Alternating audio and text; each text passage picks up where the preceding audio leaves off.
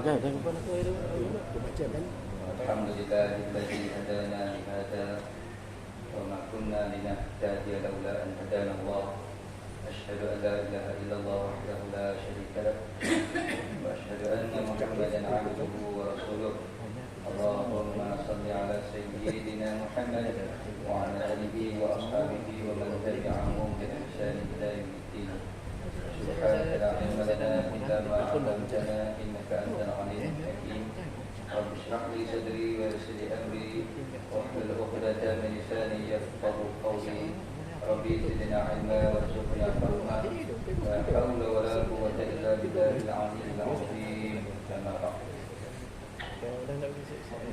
Dikasihi Tuan Pengurusi dan seluruh ahli kuasa Masjid Al-Hakim, tuan-tuan imam, pegawai-pegawai masjid, tuan-tuan guru, tuan haji, hajat, tuan-tuan perempuan, ayah ibu, para hadirin sidang jemaah, mudah-mudahan kita dirahmati Allah. Alhamdulillah, syukur yang tidak terhingga kita rafakkan kehadrat Allah pada malam ini dengan izinnya dapat kita bersama-sama diberi rezeki, diberi nikmat untuk hadir solat maghrib berjemaah dan seterusnya duduk sebentar dalam majlis ilmu insya-Allah.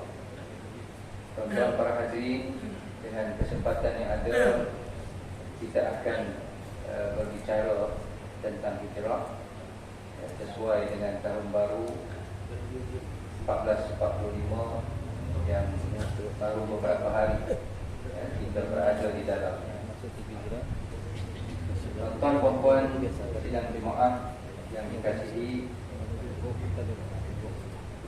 bila kita sebut berkenaan hijrah, dalam bahasa mudahnya ialah berubah. Hijrah ialah melakukan perubahan daripada yang tidak baik kepada baik, yang dah baik alhamdulillah tingkatkan lagi ke arah yang lebih baik. Dan kalau kita bertanya apa yang kita nak ubah sebenarnya, apa yang kita nak ubah, maka salah satu jawapan yang boleh kita kongsi iaitu kita nak mengubah cara berfikir. Mengubah cara berfikir. Apabila cara fikir kita berubah, maka insya-Allah kebiasaannya tuan-tuan, cara hidup juga akan berubah. Cara hidup kita sangat banyak dipengaruhi bagaimana cara kita berfikir. Jadi itulah tajuk yang ingin saya persembahkan kepada tuan-tuan puan-puan para hadirin yang dimuliakan. Sebab itu kita lihat dalam Al-Quran bertubi-tubi Allah mengasah, walaupun dengan ayat yang pendek-pendek. Banyak kali kita jumpa secara berulang-ulang. Afala ta'qilun, afala tatadhakkarun, afala yafqahun. Kenapa kamu tidak mahu berfikir? Kenapa kamu tidak mahu merenung? Afala yanzuruna ila al-ibli kayfa khuliqat? Afara'aytumul ma'a alladhi tashrabun. Begitu banyak ayat yang mengajak manusia merenung, berfikir, membuat analisa dan seumpama. Dan itulah tugas Nabi SAW yang begitu mencabar 13 tahun di Mekah, bagaimana nak mengubah cara fikir orang-orang kafir Mekah. Baik, itu sebagai mukadimah. Sekarang saya akan masuk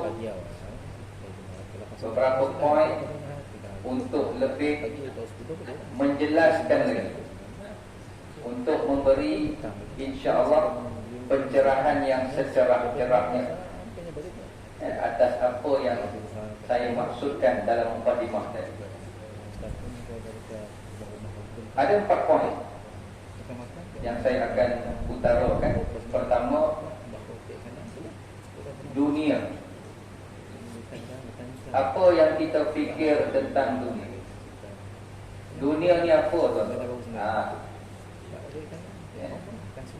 Allah rakam dalam surah Al-An'am ayat 29. Surah Al-An'am ayat 29. A'udzu billahi minasyaitonir rajim. Wa qalu in hiya illa hayatuna dunya wa ma nahnu bimab'utsin. Dan mereka berkata, hidup di dunia ini hanyalah dunia semata-mata, dan kami sekali-kali tidak akan dibangkitkan. Allah rakam satu golongan manusia yang dia fikir dunia ini hanya dunia semata-mata, nokta. Dan mereka menafi sekeras-kerasnya bahawa tidak ada hari kebangkitan, tidak ada hari akhirat. Dunia hanya dunia. Masya Allah, tabarakallah. Jadi apa yang mereka fikirkan itu menjadi pegangan hidup dan membentuk, melahirkan cara hidup. Habis cara hidup dia orang macam mana Ustaz? Bebas. Dah tak ada akhirat tuan-tuan. Kalau hidup tak ada akhirat, seronoklah. Boleh buat apa sahaja di dunia. Ibaratnya tidak ada halal haram, tak ada dosa pahala, tak ada syurga neraka. Oh, senang banyak. Sehingga akhirnya Allah rakam pula dalam surah Muhammad ayat 12. Tuan-tuan boleh rujuk surah Muhammad ayat 12. Allah berfirman, وَالَّذِينَ كَفَرُوا يَتَمَتَّعُونَ وَيَأْكُلُونَ كَمَا تَأْكُلُ الْأَنْعَامُ. Dan mereka orang-orang kafir itu, agenda besar mereka di dunia ini hanya dua. Pertama, yatamatta'un, berseronok-seronok, enjoy. Yang kedua, وَيَأْكُلُونَ كَمَا تَأْكُلُ الْأَنْعَامُ. Mereka hanya fikir soal makan. Sama seperti binatang ternakan, kata Allah. Itu yang berlaku apabila mereka fikir dunia hanya dunia. Sehingga dengan itu tuan-tuan kita lihat bagaimana Allah Subhanahu wa taala dalam surah Al-Mu'minun ayat 115 Al-Mu'minun. Afa hasibtum annama khalaqnakum 'abatha wa annakum ilaina la turja'un. Manusia, cuba fikir baik-baik. Apakah kedatangan kamu ke dunia ini hanya untuk enjoy, berseronok-seronok sahaja? Hanya untuk cari makan siang malam, hanya itu sahajakah? Tengok bagaimana Allah cuba membuka minda, minta kita ambil masa seminit dua, renung, fikir, bermuhasabah, bertanya, takkanlah hidup di dunia ini sekadar untuk itu. Dan apakah kamu menyangka bahawa tidak ada hari akhirat, bahawa kamu tidak akan kembali kepada Allah? Yang ni tuan-tuan. Sebab tu cara berfikir ni ibarat macam Swiss lah. Kalau dapat kita tekan, insya-Allah bercahaya cara hidup. Ni nak dibetulkan dulu. Jadi kalau kita nak mengubah seseorang atau nak mengubah diri kita sendiri, perlu diubah cara fikir. Maka Alhamdulillah sebagai orang Islam, kita sangat beruntung kerana ada Al-Quran dan hadis Nabi SAW sebagai panduan yang sangat jelas. Al-Quran dah cerita dah A sampai Z, apa tujuan kita datang ke dunia, apa misi, visi, matlamat. Dengan itu kita dapat beberapa ayat-ayat Al-Quran, antaranya yang kita sendiri dah hafal pun, wa ma khalaqatul jinna wal ins illa liya'budun. Tidak aku cipta jin dan manusia melainkan untuk mengabdikan diri kepada aku, beribadah kepada aku, kata Allah. Maka kita pun sedar, hidup di dunia ni bukanlah sekadar nak seronok-seronok. Nak seronok tak salah tuan-tuan, kita bukan malaikat, kita bukan robot, boleh berseronok. Tapi seronok itu sampingan. Ada benda yang lebih besar, ibadah. Dalam surah Al-Baqarah pula, inni ja'ilun fil ardi khalifah, aku jadikan kamu di muka bumi ini sebagai khalifah. Oh, bertambah lagi kesedaran. Hidup kita di dunia ini bukan sekadar mencari makan. Kita ada tanggungjawab yang besar, memikul amanah sebagai khalifah. Dan banyaklah tuan-tuan, dalam surah Al-Mulk pula menjelaskan, alladzi khalaqal mauta wal hayata liyabluwakum ayyukum ahsanu amala. Kami datangkan kamu ke dunia ini, ya, adanya kehidupan dan kematian, liyabluwakum, untuk kami menguji kamu, supaya kami dapat melihat siapa di antara kamu yang paling baik amalannya, yang paling sabar, yang paling bertakwa. Jadi dalam bahasa yang ringkas dan padat, kita katakan bahawa dunia ini hanyalah alat untuk mencapai matlamat akhir. Kalau dunia ini matlamat, tuan-tuan, habis salah cara fikir tu. Ya. Kalau kita berpegang dunia inilah matlamat segala-galanya, memang salah. Kita diajar dunia hanyalah alat, dunia hanyalah kenderaan, dunia hanyalah jambatan, untuk menyampaikan kita ke negeri akhirat yang kekal abadi. Itu pertama, berkenaan apa yang kita fikir tentang dunia. Bila kita jelas, insya-Allah. Kalau dunia ni tuan-tuan kata tempat beramal, beramal lah. Dan di akhirat tempat kita menuai hasil amalan kita. Pulun, struggle. Sebab itu yang kita fikir, maka akan membentuk cara hidup. Kalau dunia ni tempat enjoy, memang enjoy lah kita tengok. Oh no. Tiris. Yang kedua pula, kita bangkitkan persoalan tentang keperluan hidup. Apa dia keperluan hidup? Apa yang tergambar, terfikir dalam kepala kita bila orang tanya keperluan hidup?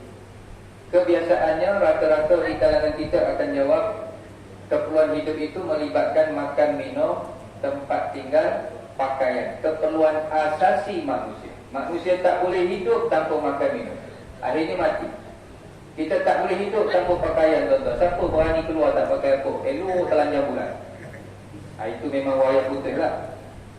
Siapa boleh hidup tanpa ada tempat tinggal? Tak boleh. Itu memang perlu. Perlu ni memang tak ada kompromi. Atas sebab itulah kita bekerja, berniaga, berusaha cari rezeki, dapat gaji, dapat duit. Akhirnya beli rumah, beli pakaian, beli makan minum. Tambah kalau yang dah beranak pinak, dah berkeluarga.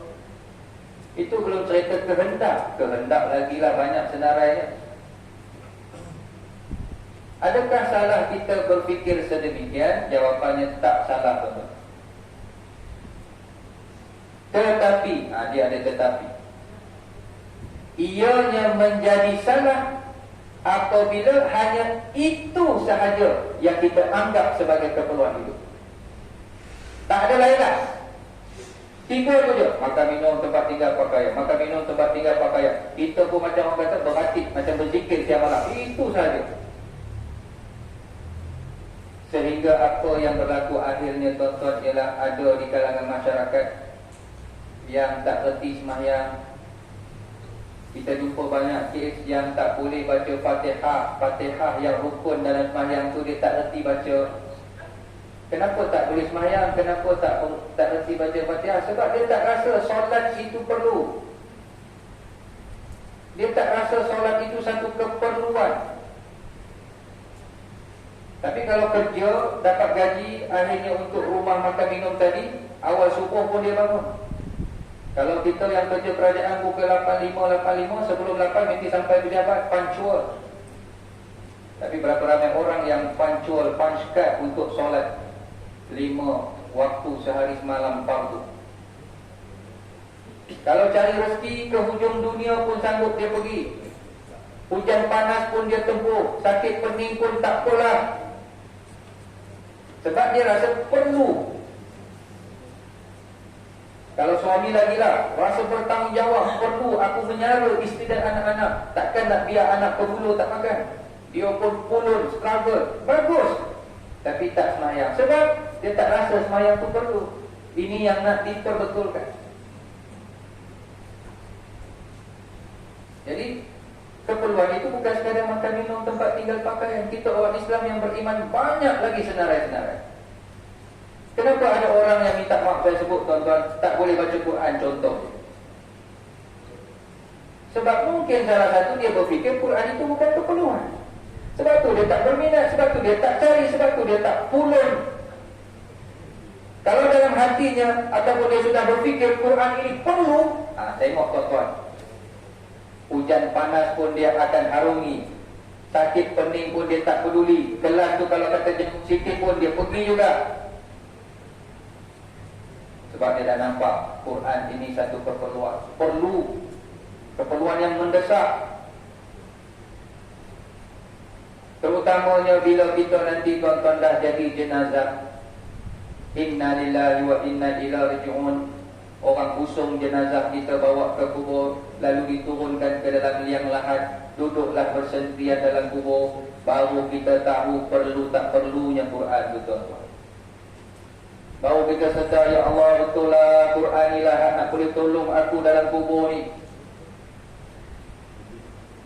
Sehingga dengan itu, bagaimana ahli-ahli kubur merayu kepada Allah, Rabbirji'un a'malu, Rabbirji'un a'malu salihan fima taraktu kalla innaha kalimatun huwa qailuha.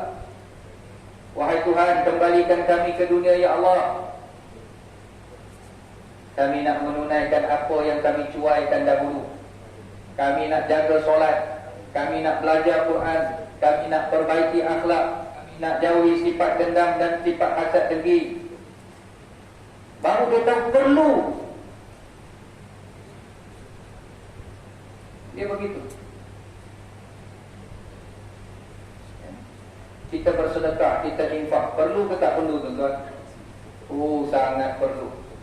Apatah lagi yang namanya sedekah jariyah, yang namanya wakaf. Kita semua tahu fadilat kelebihan, tok-tok guru kita selalu sebut syarat. Sehingga orang yang nak mati pun, bila malaikat nak ambil nyawa, salah satu permintaannya ialah nak bersedekah. Dalam surah Al-Munafiqun kita boleh jumpa ayatnya. Wa anfiqu mimma razaqnakum min qabli an ya'tiya ahadakumul maut fayaqulu rabbi laula akhartani ila ajalin qarib fa asaddaqa. Merayu, buat muka kesian, wahai malaikat maut, tolong jangan ambil nyawa kami lagi. Sekejap dia, sebentar dia nak minta tangguh. Seolah-olah malaikat tanya, kenapa pula? Ada masalah apa? Fa asaddaqa, aku nak bersedekah, aku nak transfer duit, nak banking duit dekat madrasah itu, aku nak wakaf, aku nak, masa itu belakang. Kenapa dia memilih sedekah? Kerana dia tahu sedekah jariah antara yang cukup lumayan, boleh menjadi pencen di alam kubur kita. Pahalanya terus mengalir, terus mengalir. Ini satu keperluan.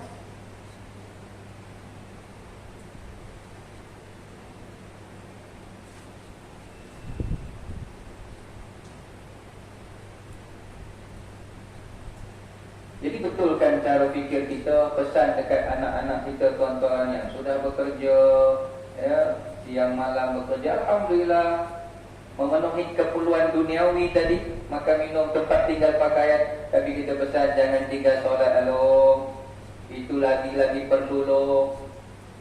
Jangan tinggal Quran angah, itu sangat-sangat perlu ngah. Kita yang mendidik mereka, kita yang mencorak mereka, ya, memberi nasihat dan ingatan supaya jangan tersalah fikir. Kalau ini diperbetul, insya-Allah saya yakin tuan-tuan, orang yang tak boleh baca Quran, percayalah dia akan cari sampai boleh baca Quran. Sebab dia dah nampak dah perlu. Sibuk ke tak sibuk, dah berumur ke tak berumur, susah ke tak susah. Sebab tu saya di Ipoh ada kelas pengajian Quran Iqra' 1 untuk orang dewasa nak pencet-pencet. Biasa Iqra ni untuk darjah 1. Ya, anak-anak kita, cucu-cucu kita.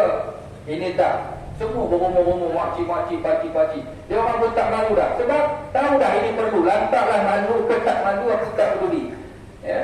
Yang nak jawab dalam kubur nanti aku seorang-seorang. Orang lain dah tak ada dah. Kamu nak sindir lah, kamu nak pergi lah. Jadi perlu ni aku kena tahu. Mengaji Iqra 1, Iqra 2. Alhamdulillah, dah berapa tahun berjalan. Sekarang ni semua dah Iqra 6. Lagi berapa lah yang nak habis. Sikit lagi habis, masuklah Quran. Alhamdulillah. Dia akan jadi macam tu bila masing-masing ada kesedaran.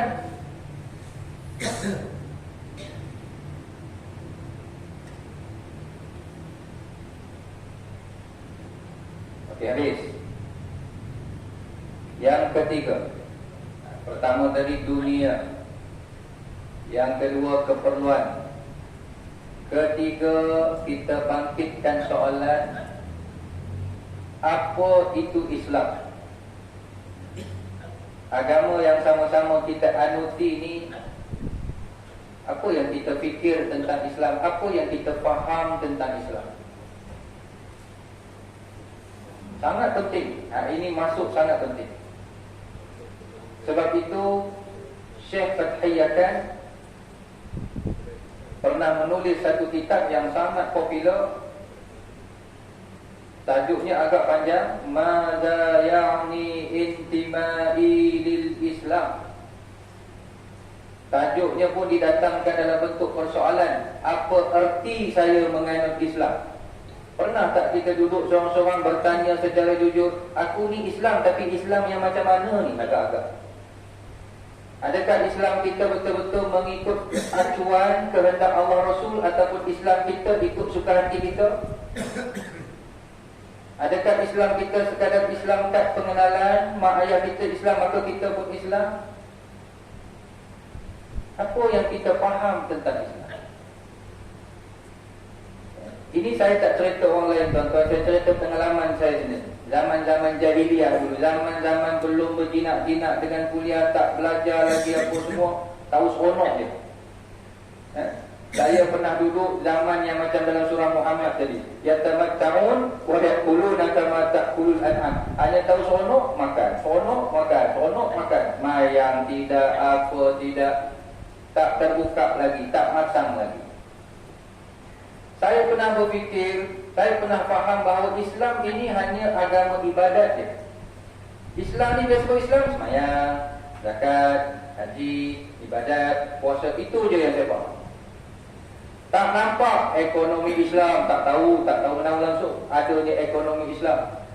Sebut politik Islam, oh lagi pandai telinga apa ni politik. Hiburan dalam Islam, tak tahu. Maknanya kita memahami Islam dalam kerangka yang sempit. Itu saya. Sehinggalah bila kita belajar, oh salah rupanya cara aku fikir.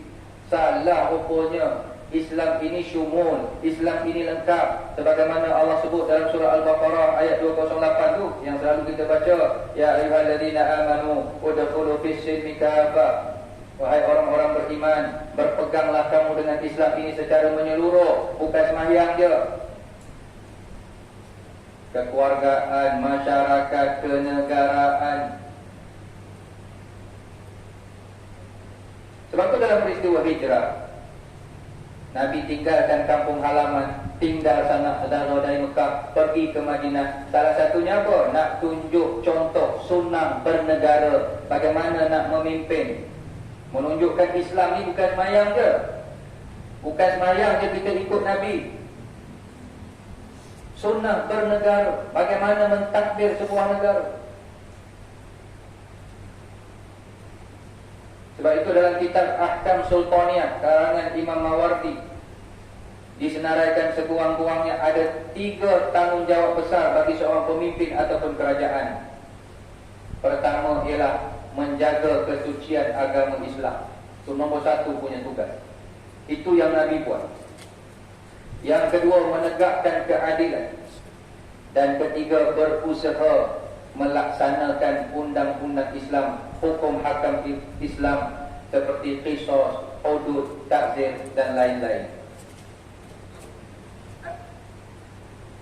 Atau kita sebut sebagai politik kuasa. Imam Ghazali sebut apa tuan-tuan? Imam Ghazali, guru tasawuf kita, dia kata ad-din was-sultan tau'amani, agama dan kuasa, agama dan politik adalah kembar siam, tak boleh dipisahkan. Nabi 13 tahun di Mekah. Bayangkan tuan-tuan, 13 tahun berdakwah, sebiji masjid pun atau sebuah masjid pun tak mampu dibina. Adakah kerana tak ada duit? Tak boleh nak kumpul dana ke? Boleh je. Tapi tak dibenarkan sama sekali oleh Abu Lahab, Abu Jahal dan abu-abu yang sewaktu dengannya. Dia orang tak benarkan kuasa di bawah tangan mereka. Tekanan demi tekanan diberikan kepada dakwah Nabi. Sampai nak dengar Quran pun satu jenayah. Tak dibenarkan orang kafir Mekah dengar atau ikut kuliah Nabi. Wa qala alladhina kafaru la tasma'u li hadzal Qur'an. Allah rakam dalam surah Fussilat. La tasma'u li hadzal Qur'an. Jangan cuba-cuba dengar Quran. Tak boleh. Tapi eloknya Nabi berhijrah, nikmat kuasa yang Allah beri kepada baginda Nabi SAW dalam jarak tempoh masa yang singkat, 3 buah masjid dapat dibina. Tuan-tuan, Masjid Quba yang semua orang tahu, masjid pertama, Masjid Jumaat, masjid yang pertama kali diperintahkan Allah umat Islam solat Jumaat. Lepas tu masuk Madinah, Masjid Nabawi lah.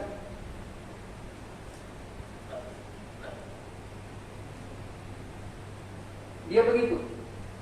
Maka kita kena jelas, Islam bukan sekadar ibadat. Jangan fikir macam tu, bahaya, salah. Islam merangkumi semua.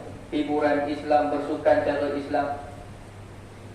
Dan saya juga pengalaman dulu pernah menyangka, pernah berfikir Islam ni agama yang tak sportif. Sikit-sikit haram, sikit-sikit haram, banyak sangat dikompos. Rasa tak best. Pernah ada perasaan resah berfikir sedemikian.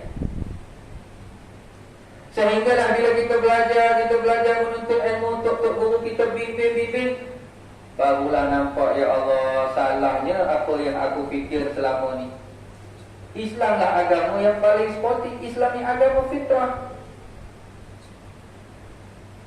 Kita je merasa sikit-sikit haram, semua tak boleh, ini tak boleh. Tak. Almarhum Syekh Yusuf Qaradawi, dia menulis satu artikel. Dia kata apa? Sebenarnya arena haram dalam Islam sangat kecil. Ruang lingkup haram ni sikit je, kecil je, yang banyak halal. Tapi kita dah salah fikir. Kita rasa Islam ni sikit-sikit haram. Sebenarnya yang haram tu sikit. Contohnya babi. Ya, babi haram, tak boleh makan kan. Tapi selain babi, di sana ada macam-macam lagi yang kita boleh makan. Ayam, kambing, korobo, orang biar korobo, kerbau, unta, ikan di laut saja. Cuba senaraikan tuan-tuan, berapa jenis ikan. Dalam sekian banyak makanan yang halal, tiba-tiba kita merasa resah, gelisah dan tak puas hati. Kenapa babi haram? Kenapa babi haram? Kenapa Islam tak boleh makan babi? Ya Allah, yang kamu nak mentedarah babi juga pasal apa? Lainlah tuan-tuan, lainlah kalau di dunia ni hanya ada babi dan ayam, 2 spesies tu je, yang lain memang tak ada. Hak tu memang strike lah. Takkan nak makan ayam ni semua hidup. Okey, arak haram. Ya, arak haram. Tapi selain daripada arak, banyak lagi minuman yang boleh diminum. Air buah saja cuba senaraikan. Fresh orange, tembikai susu, air kiwi, strawberry. Kopi, cuba senaraikan. Kopi jantan, kopi janda, kopi gudeg, bubur, macam-macam, 3 dalam 1. 4 dalam 12. Macam-macam kopi ada, kamu nak minum juga arak. Lepas tu kamu persoalkan, kenapa Allah haramkan arak? Ini menyekat, ini tak sportif. Masya Allah, tabarakallah. Kita yang salah berfikir. Sebab tu ada satu kitab, satu buku yang mungkin tuan-tuan pun ada dalam simpanan. Antara yang terlibat mengarang kitab tersebut, almarhum tuan guru yang kita kasihi, Al-Fadhil Ustaz Ismail Kamus. Ismail Kamus. Kalau zaman dia orang dulu selalu disebut Ismail Dictionary dia kata. Saya pergi sekolah tak bawa kamus sebab ayah saya memang dah kamus dia. Dictionary. Tu dia sendiri dah sebutkan. Ada satu buku yang sangat viral ketika itu, Indahnya Hidup Bersyariat. Tepat. Memang bila kita faham Islam dengan sebenar, Islam ini terlalu indah. Indahnya hidup berpegang dengan Islam. Yang tadinya kita rasa terkumpul, oh Islam ini tak sportif, Islam sikit-sikit haram. Hilang benda tu bila kita dah belajar, akhirnya bertukar menjadi indahnya hidup bersyariat. Memang indah. Bagaimana Islam mengatur daripada satu juzuk, satu rubuk ke satu rubuk. Cuba kita tanya orang bukan Islam tentang Islam, apa yang mereka fikir? Itu kebanyakan, mungkin tak semua, kebanyakan bila sebut Islam, dalam fikiran dia teroris. Islam ni pengganas, dimomok-momokkan sedemikian. Islam mendiskriminasi kaum wanita. Hatta kadang-kadang kita pun terpengaruh sama, seolah-olah begitu. Sebenarnya tidak. Kita belajar korban ataupun kita sambut hari raya korban baru-baru ni, diajar nak sembelih binatang kena tajamkan pisau setajam-tajamnya, jangan seksa dia. Padahal dia binatang, kalau fikir apalah, lantaklah kau binatang kot. Bahkan makruh hukumnya kita mengasah parang depan lembu. Walaupun dia bernama lembu, binatang, pergi asal depan dia. Tunggu kamu, siap kamu. Lembu tu tengok kan, alamak. Islam sampai suruh jaga perasaan lembu. Bayangkan tuan-tuan punya kasih sayangnya Islam. Ihsan. Kalau mereka tahu sampai begitu sekali, mereka tak akan sebut Islam teroris. Islam tertegak dengan mata pedang kononnya. Banyak sangka buruk yang masuk dalam pemikiran umat manusia, terutama orang kafir, dan kadang-kadang kita pun terlibat. Ini yang nak diperbetulkan. Dan dia bukan sekadar kita kata cara berfikir, tetapi dia juga melibatkan kesan kepada akidah. Apa yang kita fikir itu jadi pegangan intiqah. Kalau salah pegang, rosak iman kita.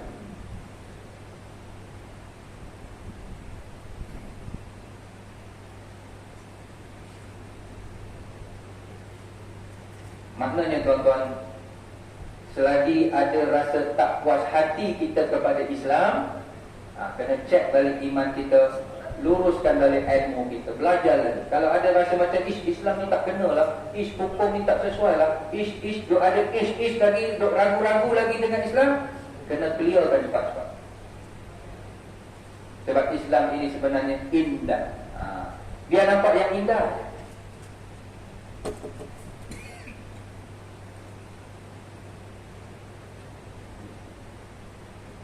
Sebab itu saya sarankan, macam saya sebut tadi, kalau tuan-tuan yang dah ada, alhamdulillah. Yang belum ada, boleh carilah kitab tu, Maza Ya'ni Intima'i lil Islam.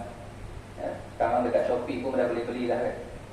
Apa artinya saya menganut Islam? Selalu saya kebel. Di situ dia akan bagi tahu lah asas-asas saja. Dari sudut akidah macam mana kita sepatutnya berpegang, dari sudut ibadah macam mana sepatutnya kita sebagai orang Islam, dari sudut akhlak macam mana, lepas tu keluarga, lepas tu macam mana kita nak bina masyarakat, sampailah negara. Kenapa orang kafir dalam peristiwa hijrah bermesyuarat dan memutuskan mesti tangkap Muhammad dan bunuh? Sampai rumah Nabi dikepung, 11 orang kepung rumah Nabi. Nabi terpaksa bersembunyi, duduk dalam gua 3 hari. Sepatutnya tuan-tuan, kalau fikir logik lah, bila orang kafir tahu Nabi nak tinggalkan Mekah, pergi Madinah, dia orang mesti seronok. Ia berdu, yes, eloklah, berambui. Selama ni kamu menyusahkan kami je. Eloklah, pergi cepat Muhammad. Patut dia gembira, Muhammad dah tak ada di Mekah. Kerana selama ini bagi mereka Muhammad pengacau. Biarlah Muhammad pergi, kenapa dia halang? Bahkan nak dibunuh. Why? Jawapannya tuan-tuan, mereka bukan nak membunuh batang tubuh Nabi sahaja. Yang mereka nak bunuh ialah Islam yang dibawa oleh Nabi. Yuriduna liyutfi'u nurallahi biafwahihim wallahu mutimmu nurihi walau karihal kafirun. Mereka hendak memadam cahaya agama Allah, tetapi Allah berjanji untuk menyempurnakan cahayanya, menyebarkan Islam ke serata dunia, walau karihal kafirun, sekalipun tidak disenangi oleh orang-orang kafir. Dan kenapa mereka takut sangat kalau Nabi berhijrah ke Madinah? Antara yang mereka takut ialah tadi ni, tertegaknya negara Islam yang akan memberi saingan. Kalau Islam ni sekadar semayang, dia orang pun tak marah tuan-tuan. Kalau Islam sekadar cerita tentang integrity, transparent, good governance, okey. Tapi kalau sebut hukum Allah, undang-undang Islam, negara Islam, tengok melenting dia orang. Tuan-tuan nak semayang sunat, raja-raja rakaat, lantaklah, dia orang pun tak peduli. Tapi kalau kita nak melaksanakan, menerapkan nilai-nilai hukum Allah sebagaimana yang Allah perintahkan kepada Nabi, fahkum bainahum bima anzalallah wa la tattabi' ahwa'ahum. Hei Muhammad, berhukumlah kamu sesama manusia dengan apa yang aku turunkan. Apa yang Allah turunkan, Quran, hadis. Dan jangan kamu ikut hawa nafsu mereka. Itu yang sangat digeruni.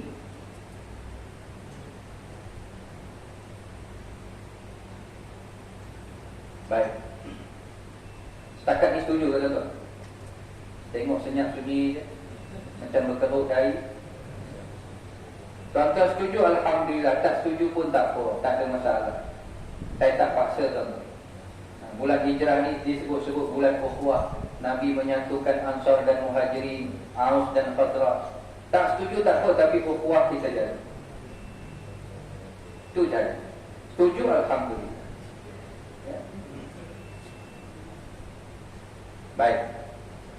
Kemudian yang terakhir, poin yang terakhir, yang keempat. Apa itu kejayaan? Apa yang kita fikir tentang kejayaan? Berjaya ni apa? Mungkin di sana akan ada pelbagai takrif ataupun definisi. Seorang artis mungkin menilai kejayaan itu dari sudut apabila berjaya mendapat awards. Baru-baru ni siapa tu? Yak-yak-ye. Betul? Dapat juga kan? Rezeki dia lah. Seorang atlet mungkin mendefinisikan kejayaan apabila berjaya menggondol pingat emas, pingat gangsa perak, apatah lagi dalam temasya-temasya yang berprestij, Tukansi, Olimpik. Wow, satu kejayaan. Ahli-ahli politik mendefinisikan kejayaan apabila menang pilihan raya, menang kerusi, jadi YB, jadi ahli parlimen dan seumpama, bentuk kerajaan. Ya, satu kejayaan. Anak-anak kita SPM Street A, Masya Allah, Tabarakallah, inilah kejayaan. Justru apa itu kejayaan? Dalam surah Ali Imran ayat 185, Allah berfirman, kullu nafsin dha'iqatul maut wa innama tuwaffawna ujurakum yawmal qiyamah faman zuhziha 'anil nar wa udkhilal jannah faqad faz. Tiap-tiap yang bernyawa pasti akan merasai mati. Ini nak cerita bab jaya ni tuan-tuan, tapi Allah buka dengan ayat mati. Maknanya kejayaan sebenar hanya dikira selepas kita mati. Itu hak betul-betul real. Selagi hidup ni bukanlah kata jangan berjaya. Bukan begitu maksudnya. Tapi jangan tertipu. Itu bukan kejayaan mutlak. Belum lagi. Belum boleh betul-betul melompat. Belum betul-betul boleh. Belum. Hanya setelah mati nanti kamu akan nampak kamu akan berjaya atau tidak. Faman zuhziha 'anil nar, di hujungnya Allah kata, barang siapa dijauhkan daripada azab api neraka dan dimasukkan ke dalam syurga dengan rahmat Allah, faqad faz, maka itulah sebenar-benar kejayaan. Itu yang tajuk ceramah kita malam ni, kuliah kita, hijrah menuju syurga tu. Selagi kaki kita tak pijak tanah syurga, tuan-tuan, belum ada lagi erti kejayaan. Selagi kita tak dijauhkan daripada azab api neraka Allah, kejayaan belum dalam genggaman tangan kita lagi. Walaupun ya di dunia kamu menggondol pinggan emas, kamu dapat uang, kamu dapat pengiktirafan, lagu menang carta, contohlah tuan-tuan. Alhamdulillah. Ya. Haji Tua Kut tadi dia kata nampak saya dalam TV Hijrah, carta 114. Betul lah tu, tersesat masuk. Ya. 3 kali juara lagu saya, lagu hadir. Saya kompos lah kawannya. Yang terbaru kita launching lagu bertajuk Khawlah Al-Azwar. Tonton yang belum dengar, wajib dengar. Boleh tengok dekat YouTube bawah channel Intim Digital. Kumpulan Intim Nasyid tu, lagu tu letak situ. Baru seminggu. Khawlah Al-Azwar. Orang pun jarang dengar nama. Perempuan, Sri Kandi Islam, pahlawan. Kehebatannya macam Khalid Al-Walid, bayangkan. Khawlah Al-Azwar. Dinyanyikan oleh 4 jejaka Melayu. Saya tolong kompos dan buat lirik. Ya. Adakah kejayaan mengungguli carta? Belum lagi. Memang kita disuruh berjaya di dunia ni. Rabbana atina fid dunya hasanah. Ya, disuruh berjaya, hebat, cemerlang, kuat. Tapi Allah sebut dalam surah Ali Imran ayat 185 yang kita bacakan tadi, kejayaan sebenar, kejayaan hakiki apabila kita selamat daripada azab api neraka Allah dan dimasukkan syurga. Sebab tu Allah sebut pula dalam surah At-Tahrim, ya ayyuhalladzina amanu qu anfusakum wa ahlikum nar. Wahai orang beriman, peliharalah diri kamu dan ahli keluarga kamu daripada azab api neraka Allah. Kita dikerak, disuruh oleh Allah.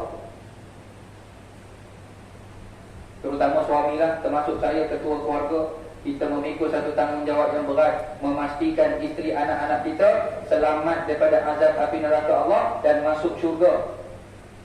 Itu pemimpin keluarga, macam mana pemimpin masyarakat, macam mana pemimpin negeri, macam mana pemimpin negara, lagi besar tanggungjawab. Dia mesti memastikan rakyatnya terselamat daripada azab api neraka Allah dan bawa seramai mungkin rakyatnya masuk ke dalam syurga. Itu agenda. Bukan sekadar menyediakan peluang pekerjaan, bukan sekadar menyediakan prasarana, infrastruktur. Itu betul lah, tak apalah. Tapi hakikat kejayaan itu, yang akhirnya keputusannya di padang mahsyar. Sama ada kita ni ashabul yamin ataupun ashabul shimal.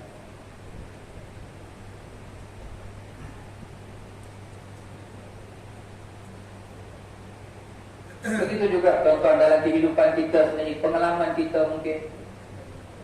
Ada seorang ayah tuan-tuan, dia bercerita. Dia punya 4 orang anak, semua lelaki. 3 orang berjaya, dinilai berjaya oleh masyarakat. Kerja pun alhamdulillah hebat-hebat.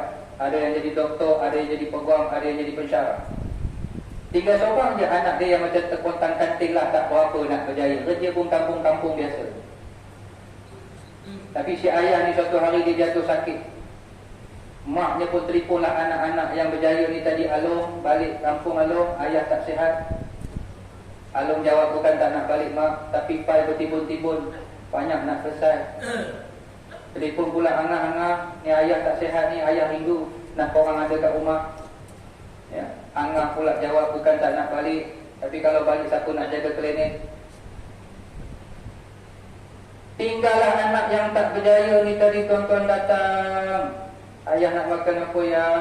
Main picitkan kepala, main begini, main begitu. Menitik air mata dia. Baru dia tahu apa itu erti kejayaan. Yang selama ini dia canang kat kedai kopi, anak aku berjaya, anak aku berjaya. Rupanya belum berjaya lagi dia didik anak dia menghormati, memuliakan orang tua lebih daripada segala-galanya. Dia tak berjaya lagi. Baru dia sedar apa itu kejayaan. Kita masuk sekolah ceramah, ramai pelajar-pelajar yang hebat, yang cemerlang. Tapi cikgu-cikgu kata apa pengalaman dia? Ustaz, ni pelajar pandai-pandai ni, dia dah masuk U nanti, dah keluar nanti, berselisih dengan kita dekat pasar malam, haram nak ditegurnya. Tapi pelajar-pelajar nakal kedai kelas tercorot tu lah, daripada jauh, corot. Kita berjaya melahirkan pelajar straight A, tetapi kurang dari sudut adab dan akhlak. Keluhan yang sama saya jumpa di mana-mana sekolah. Bukanlah semua pula pelajar begitu, kebanyakan kathirun. Tapi hak nakal-nakal pula yang cuba bertegur. Itu yang kita kena nilai balik, apa itu kejayaan.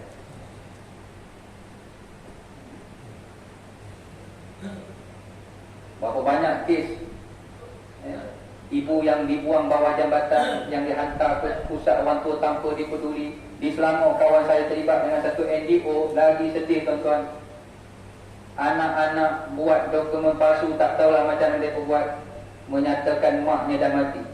Padahal maknya hidup lagi, tapi semua tak nak perlu. Menyusahkan, makan nyanyuk, berak merata-rata.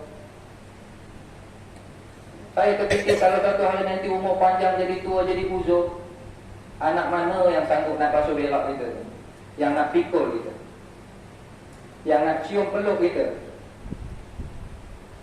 Adakah kita berjaya mendidik orang ini?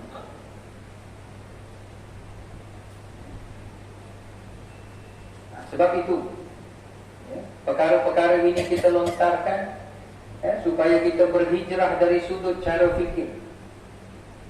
Cara fikir yang salah, cara fikir yang menyimpang itu perlu diperbetulkan. Ini dinamakan fikrah cara fikir. Bila cara fikir kita betul, insya Allah cara hidup pun akan betul. Dia begitu. Bila cara fikir tak betul lah cara hidup. Macam tadi lah, dunia ni hanya enjoy. Memang enjoy lah dia 24 jam. Itu je dia tahu. Tapi kalau dunia ini tempat ibadah, oh dunia ini kita khalifah, dunia ini kita mesti persiapkan bekal, pergilah ke arah itu. Baik, tuan-tuan, puan-puan, para hadirin, dan akhir sekali kita tutup. Bila hijrah ni, di samping kita sebut cara fikir yang mesti diperbetulkan, tetapi yang betul-betul penting apa dia? Dia balik kepada niat lah. Satu nak kena jaga. Innamal a'malu binniyat wa innamal likulli imri'in ma nawa faman kanat hijratuhu. Sebab tu hadis niat tu jadi cerita hijrah tu. Dan saya nak tutup dengan satu kisah bagaimana seorang raja daripada Yaman 1000 tahun sebelum kelahiran Nabi. Ini cerita 1000 tahun lebih kurang lah tuan-tuan, sebelum Nabi Isa lagi. Dia turun ke Madinah. Sampai ke Madinah, Raja Yaman ni, dia berjumpa dengan pendeta-pendeta Yahudi. Lalu pendeta Yahudi beritahu kepada Raja Yaman, wahai tuan raja, tuanku, Nabi akhir zaman daripada Mekah nanti akan berhijrah datang ke Madinah. Raja Yaman tanya, mana kau tahu? Dalam kitab Taurat dah sebut. Dalam kitab Taurat info-info itu telah diberitahu. Apa yang Raja Yaman tu buat? Dia cepat-cepat arahkan orang-orang dia bina sebuah rumah. Orang bertanya, kenapa buat rumah ni? Aku berharap supaya Nabi akhir zaman tu nanti bila sampai Madinah, rumah ni lah dia akan duduk. Dan ternyata tuan-tuan, rumah yang dibina oleh Raja Yaman itu akhirnya tak macam mana dipusakai oleh keluarga Abu Ayyub Al-Ansari. Yang kita baca dalam sejarah, Nabi bila sampai, untanya berhenti kat situ. Turun-temurun, itu milik Abu Ayyub Al-Ansari yang asalnya dibina oleh seorang Raja Yaman. Niatnya 1000 tahun itu Masya Allah, dahsyat niatnya. Kita tak mampu nak jadi alim ulama terguru hebat, cuba pasang niat, ya Allah, mana tahu anak aku, okey anak lepas, cucu aku, cucu lepas, cicit aku, ya Allah, aku nak kalau boleh salah seorang daripada zuriatku, keturunanku jadi ulama besar. Niat betul-betul, bukan main-main. Kita tak boleh hafal Quran, pasang niat, ya Allah, dalam ramai-ramai ahli keluarga ku, anak, cucu, cicit, biarlah seorang jadi penghafal Quran yang mudah-mudahan nanti boleh menolong ahli keluarga di padang mahsyar. Niat bersungguh-sungguh. Tak mampu juga, memang Allah beri tak ada rezeki anak zuriat, guna duit infak untuk pondok, untuk madrasah, untuk pembangunan ma'had tahfiz. Selama mana mereka menghafal, mudah-mudahan kita pun ada juga saham-saham yang terlibat. Niat ini begitu ajaib. Ya, dia boleh memisahkan antara syurga dan neraka, antara dosa dan pahala. Semuanya bergantung kepada niat. Sebab tu ada orang mati syahid dalam hadis pun, tapi dia dihumban dalam neraka. Syahid tuan-tuan, tapi campak dalam neraka, niatnya tak betul. Dia bukan berperang kerana nak bela Islam, dia berperang kerana nak harta rampasan semata-mata, nak disebut-sebut sebagai pahlawan perwira bangsa. Atau dia lebih sayangkan bangsa Arab. Dia takut bangsa Arab pupus, bukan dia takut Islam tu hancur. Bangsa Arab tu nombor satu. Hatta ulqiya finnar, Nabi kata dia dicampak dalam neraka. Jadi perbetulkan niat, perbaharui niat, jaga niat, dan perbetulkan cara kita berfikir. InsyaAllah kita akan dapat berhijrah, dan hijrah kemuncaknya menuju syurga Allah Subhanahu wa ta'ala. Amin. Alhamdulillah, sekadar itu tuan-tuan para hadirin. Mudah-mudahan yang dah faham bertambah faham. Saya tengok muka tuan-tuan semua, muka faham-faham belaka, tak ada yang tak faham, ya, cuma bertambah faham saja insya-Allah. Yang terlupa boleh bagi ingat. Sebab tajuk hijrah ni saban tahun kita akan ulang dan ulang, ya, supaya segar dan sampai-sampaikan kepada ahli keluarga kita, anak-anak kita, kawan-kawan kita, jiran-jiran kita, supaya masing-masing dapat kita mengorak langkah berhijrah, ya, sehinggalah menuju syurga Allah Subhanahu wa ta'ala. Terima kasih kerana memberi laluan. Mohon maaf pasti ada kekurangan dan kekasaran. Ada rezeki kita berjumpa lagi insya-Allah. Dan seperti biasa, jadual kuliah saya di sini diatur oleh saudara kakanda saya Dr. Azman melalui kuiti. Jadi sekiranya tuan-tuan ada lebihan rezeki, sudi-sudilah kiranya, ya, untuk menginfak, ataupun boleh ambil nombor akaun, ya, bolehlah bertanya khabar, ya, tanya apa yang patut nak boleh dibantu, menyumbang, ya, ke arah menggerakkan umat berhijrah ke arah yang lebih baik insya-Allah. Ya. Saya kembalikan kepada tuan pengurusi untuk menutup majlis. Wallahu a'lam bishawab. Assalamualaikum warahmatullahi wabarakatuh.